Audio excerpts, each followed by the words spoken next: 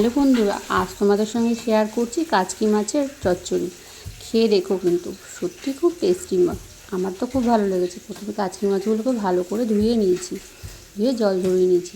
এরপর বেগুন আর আলু কুচি করে নিয়েছি, টমেটো কুচি, কাঁচা লঙ্কা কুচি আর পেঁয়াজ কুচি আর রসুন কুচি, এগুলো সব একসঙ্গে দিয়ে কাচকি মাছটা দিয়ে 1 চামচ হলুদ, 1 চামচ কাশ্মীরি লঙ্কার গুঁড়ো, 1 চামচ নুন আর কিছুটা সর্ষের তেল দিয়ে এটা ভালো করে মেখে 1 ঘন্টা আমি ম্যারিনেট করে রেখেছি।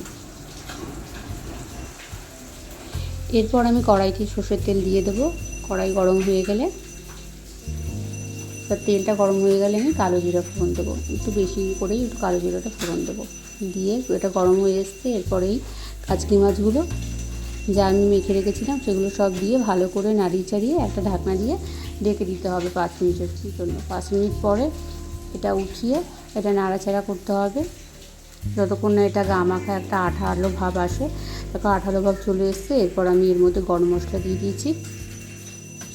আমার অলরেডি মাছের রেসিপিটা হয়ে গেছে, কাচকি মাছের রেসিপিটা। এই চচ্চড়িটা দিয়ে গরম ভাত দিয়ে খেয়ে দেখো, সত্যি খুব ভালো লাগে। ভালো লাগলে লাইক